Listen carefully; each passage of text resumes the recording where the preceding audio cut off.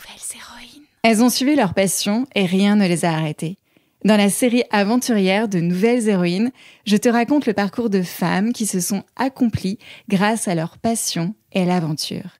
Parce qu'inspirer c'est bien et qu'accompagner c'est essentiel, toutes les histoires que tu entendras dans cette série sont rendues possibles grâce au soutien d'Academia, acteur de l'éducation engagé auprès des jeunes générations et de leurs parents. De l'école aux grandes ambitions, Academia croit que la passion est un moteur puissant de réussite et d'épanouissement. Parce que la passion rend tout possible et développe plein de compétences essentielles comme la confiance en soi et la détermination, en parallèle des compétences apprises à l'école. Et surtout, que les jeunes filles doivent entendre qu'elles en sont capables. Ensemble, avec Academia, nous célébrons ainsi celles et ceux qui ont osé rêver grand pour aider les prochaines générations à prendre le relais, comme toi. Nouvelles héroïnes. Elle est une nouvelle héroïne qui grandit dans une maisonnée au bord de la mer Méditerranée. Au beau milieu des bonnes odeurs, aioli, farci niçois, daube, saladière, mezze, caponata et arancini, cannoli, pasta alla norma et salade d'orange. Mais maman, pourquoi tu lis le menu ? On n'est pas au restaurant. Et si, détrompe-toi, chère nouvelle héroïne, nous venons de passer la porte d'un restaurant comme tu n'en trouveras pas deux, et à sa tête, une chef, Julia Setefjian, la plus jeune étoilée de France.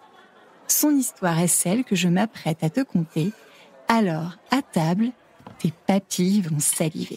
Nouvelles héroïnes.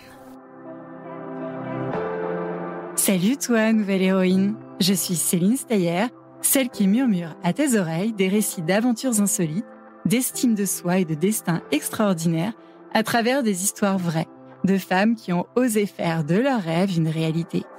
Des histoires pour t'aider à grandir en confiance et prendre ta place. Bienvenue sur Nouvelles héroïnes, le podcast des filles qui osent rêver grand.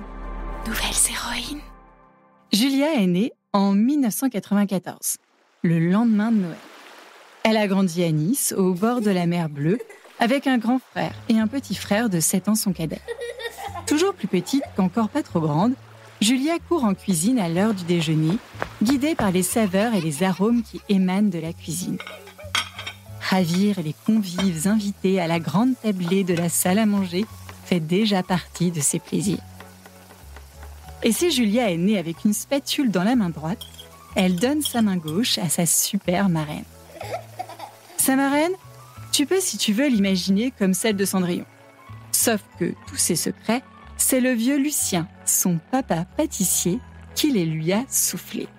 Des secrets de papatisserie, la bûche de Noël, les œufs en chocolat et celui préféré de Julia, les roses en pâte d'amande. Sur les bancs de l'école, c'est une autre histoire. Julia ne se passionne pas pour les tables de multiplication et comprend avant de recevoir son bulletin de notes qu'elle préférera vite apprendre un métier manuel plutôt que de penser Kant en cours de philosophie. À 14 ans, elle fait son entrée au lycée hôtelier de Nice. « Julia, vous n'avez pas la moyenne suffisante pour faire un CAP pâtisserie. Cap ou pas cap de faire un CAP cuisine ?»« Super cap !» crie une Julia enchantée. Pendant 3 années, Julia alterne cours à l'école et court au très bon restaurant L'Aphrodite où elle est apprentie. Le nom de ce restaurant, emprunté à la déesse grecque de l'amour, est un signe du destin pour celle qui cultive son amour pour la gastronomie. Car entre les 4 murs de la cuisine, Julia nage comme un poisson dans l'eau. Malgré son jeune âge, Julia fait preuve d'une maturité exceptionnelle. En cuisine, elle manie aussi bien spatule, poêle et fouet qu'elle fait preuve d'audace dans ses plats.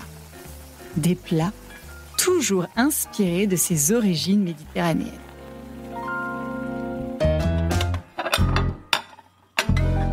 À l'aube de ses 18 ans, elle annonce à ses parents. « Bon, demain, je vais à Paris. »« Non mais attends ma chérie, tu n'es pas majeure, ce n'est pas possible. »« Maman, t'inquiète pas. » Mais sa maman est une maman, elle s'inquiète. D'autant qu'elle voit Julia mettre son plan à exécution.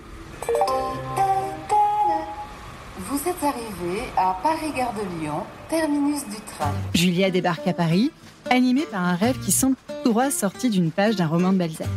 S'élever au rang de chef incontesté de la gastronomie. Son objectif ? Dénicher une place de commis, un premier pas essentiel sur l'échelle de la gastronomie française. Et pour cela, elle aurait pu aller frapper aux portes des restaurants étoilés du guide Michelin. Eh bien non, elle fait comme tout le monde. Elle parcourt les annonces de job à l'agence Pôle emploi de son quartier. Parmi toutes les annonces, l'une d'entre elles retient son attention. Les fables de La Fontaine recherche commis immédiatement. Maître Julia, sur sa chaise penchée, se teinte à peu près le visage. « Et bonjour, monsieur Dufourneau !»« Stop ! Maître Capella de la gastronomie, explique-nous un peu les différents grades en cuisine. » »« Des grades ? Mais comme à l'armée ?»« Eh bien oui, figure-toi. D'abord, il y a le plongeur. Lui ne cuisine pas, mais il est essentiel pour garder la vaisselle et la cuisine propre. Ensuite, les commis à l'office, pas les commis d'office, quoique. Ce sont les jeunes padawans qui, sous la tutelle d'un chef cuisinier, s'occupent des tâches simples, nettoyer les légumes, éplucher les betteraves, et en prenant de l'expérience, mettre en place les plats. Ensuite, il y a les chefs de partie. Eux, ils sont chefs, mais pas encore califes à la place du calife. Ils s'occupent d'une station spécifique de la cuisine. Il y a un chef de partie pour les entrées, un autre pour les viandes, encore un pour les sauces ou la pâtisserie. Parmi les chefs de partie, il y en a un que l'on appelle le garde-manger. Lui s'occupe de tous les plats froids. Comme les salades et les sandwichs alors ? Disons plutôt les hors d'œuvre et les desserts frais. Ensuite, il y a le sous-chef, c'est le bras droit du chef de cuisine quand celui-ci est droitier et le bras gauche du chef quand il est gaucher. Et enfin, il y a le chef de la cuisine. Il dirige tout ce petit monde et surtout, il crée les recettes et les menus. Disons que ça en fait du monde, hein. C'est Anne-Sophie Pic, l'idole de Julia et de tous les chefs en devenir, qui t'a appris tout cela ?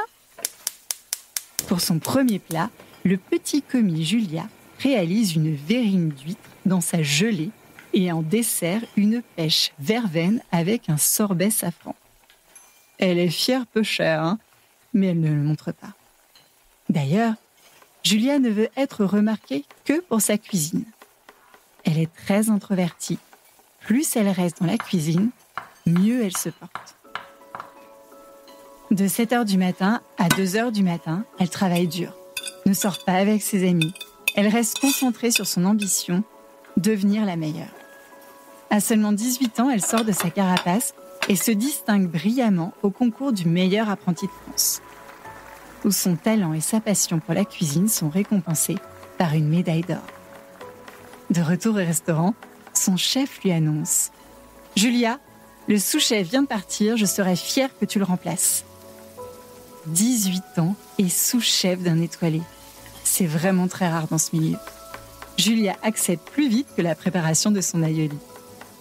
Mais être sous-chef, c'est aussi prendre de nouvelles responsabilités, comme celle de diriger une équipe quand le chef n'est pas là, et c'est parfois lourd à porter pour les épaules d'une aussi jeune femme. Julia ne se démonte pas, et sa persévérance et son talent lui valent la place de chef en février 2015. Elle a à peine 21 ans. Julia travaille sans relâche, réécrit toute la carte et motive son équipe pour qu'elle fasse preuve d'audace en toutes circonstances. Julia sait que le restaurant sera bientôt noté par un inspecteur du guide Michelin. Elle veille au grain. Le guide Michelin, le gros bonhomme qui fait du pneu, tout rond et toujours souriant ? Oui, on l'appelle le bibendum. Et le bibendum, il vient dans les restaurants pour faire passer leur étoile au chef ? Ah, non, ça risque d'être un peu compliqué à dégonfler toute cette histoire. Bon, le guide Michelin est un gros petit livre qui donne plein de commentaires sur les grands restaurants de France. Et pour les meilleurs d'entre eux, il leur attribue des étoiles. Si c'est un restaurant n'a pas encore eu d'étoiles, la pression monte, car il faut que le guide soit séduit par la cuisine. Et si un restaurant a déjà eu une ou plusieurs étoiles, la pression est à son comble. car il ne faut pas les perdre. Et cerise sur le gâteau de riz, l'inspecteur du guide, malin, vient incognito et ne dit jamais quand il arrive. Chaque année voit la liste des étoilés ajustée. Arrive le jour de la cérémonie des remises des étoiles. Julia est en cuisine, comme à son habitude. L'heure passe, les clients sont attablés. Eux ne se doutent de rien. Le patron du restaurant Les Fables de la Fontaine descend en cuisine, un bouquet de fleurs à la main. « Je suis devant la plus jeune chef étoilée de France », dit-il à Julia, tout ému. La posture aurait pu ressembler à une demande en mariage, non ? Julia apprend plus tard que l'inspecteur qui lui a donné son étoile avait dégusté un aïoli de lieu jaune, légumes de saison, œufs de caille et coulis de betterave, des huîtres de Camargue, caviar d'aubergine à la braise et gelée de kiwi, un soufflé litchi, cœur coulant et sorbet pamplemousse, un menu pas du tout dégonflé qui allie sa région natale et ses origines méditerranéennes avec un soupçon d'audace et une grande créativité. Du jour au lendemain, Julia se retrouve sur tous les plateaux télé et radio de France et du monde où notre nouvelle héroïne introvertie se fait violence pour répondre aux questions des journalistes à un rythme effréné. « Vite, remettez-moi en cuisine et donnez-moi une spatule que je puisse à nouveau créer de nouveaux plats », pense-t-elle de toutes ses forces. Après 5 années à faire ses armes aux Fables de la Fontaine, Julia décide de prendre son envol et d'ouvrir son propre restaurant avec 2 associés. Le restaurant se nomme Bayeta, qui signifie bisou en patois niçois, car Julia n'oublie pas ses origines méditerranéennes et garde au fond d'elle le rêve d'ouvrir un jour un restaurant non loin de l'endroit, près de la Grande Bleue, où est née sa passion. À 29 ans, elle fait partie des 5% des chefs étoilés, aux côtés d'Anne-Sophie Pic, son idole triplement étoilée. Mama a des fourneaux dans son restaurant, Mama à la maison avec son petit garçon, Julia est fière de tout ce chemin parcouru pour pouvoir vivre de sa passion avec autant de passion. Nouvelles héroïnes. Alors, chère nouvelle héroïne qui souhaiterait se lancer dans la restauration, Julia m'a confié un message pour toi. Bon, à toutes les jeunes filles qui veulent se lancer dans la restauration, que ce soit en cuisine, en service, en pâtisserie, en bar, croyez en vous, croyez en vos rêves et le travail paie toujours. Donc ne vous arrêtez pas aux premières embûches. Je dis pas que ça sera facile, je dis pas qu'il y aura pas de moment de doute, mais c'est un beau métier, c'est un métier passionnant et allez-y à fond. Nouvelles héroïnes. Nouvelles héroïnes. Nouvelles héroïnes. Nouvelles héroïnes. Nouvelles héroïnes. Pep, ne t'en vas pas tout de suite. Tu as aimé cette histoire ? Merci de l'avoir écoutée jusqu'au bout. Tu veux prolonger avec la lecture d'autres nouvelles héroïnes ? Je t'invite à te rendre en librairie où tu pourras retrouver au rayon jeunesse le livre Nouvelles héroïnes. Oui, c'est la grande nouvelle de la rentrée. Nouvelles héroïnes est désormais disponible en livre. Continue de mettre plein d'étoiles et un commentaire plein de love sur Apple Podcasts et Spotify.